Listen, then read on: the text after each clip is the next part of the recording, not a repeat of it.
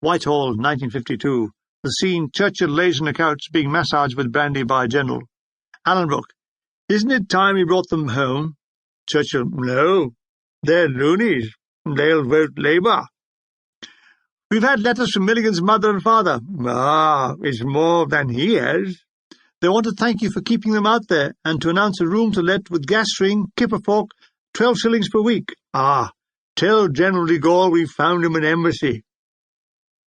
Organisatium. The complete office and service staff have arrived, including Private Dick Shepherd, a medical orderly from Rochdale. His knowledge of medicine goes like this. Soldiers laid down are thick ones.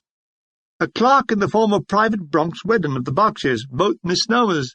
He has neither been to the Bronx nor Berkshire. He was from Brighton. But you couldn't go around saying, I'm Brighton Wedden. He said he was a journalist who worked for Marley Towels. I didn't quite get the drift. Another addition was the camp runner, Private Andrews. That is, at the mention of work he'd start to run. He had an accent like 3 Billy Connolly's. He hated the army, he hated the job, he hated the world, and all the planets adjacent.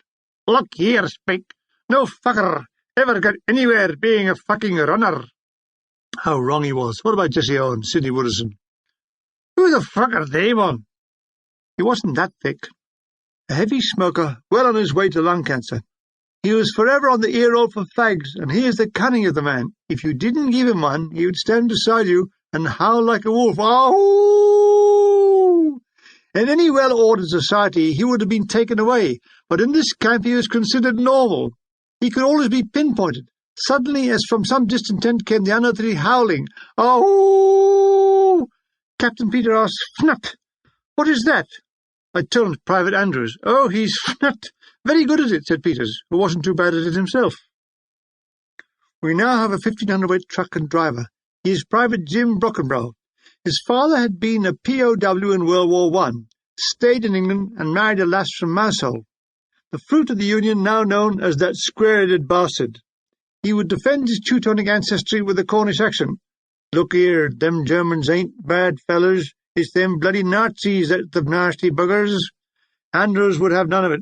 Listen, Jimmy, the fucking Germans are fighting on the same side as the fucking Nazis. Oh, but them's not members of the Nazi party. I fucking him. There's no fucking difference. They're all shit to kill. That's why I'm fucking here. He had a point. Poor Brockenbrough. They ragged him stupid. Here, Hitler, take this package to the town major, Portici. Don't give it to Goebbels on the way. Ha ha ha. Daily life in camp. Reveille at 0700, roll call at 0730, breakfast at 0800, parade 0915, sick parade and defaulters 1000 hours. Everything was organised. We had typewriters, filing cabinets, intercamp phones, electric light, but no mangle. Oh dear. I was having reoccurring bouts of depression, just suddenly black gloom. I was really missing being with the battery. I wrote what must have been an embarrassing letter to the CO, Major Jenkins. It was snivelling and grovelling, asking to be forgiven for failing in accident Collie Dimiano. Would he give me another chance? Anything. I would do anything to come back. I'd go insane if I stayed here. It demanded a reply, if only on humanitarian grounds. He never replied. He was an officer and a gentleman, so fuck him. But he was a good soldier, and a pain in the arse, all over. It's a nice morning. I'm in the office sipping tea I brought back from breakfast.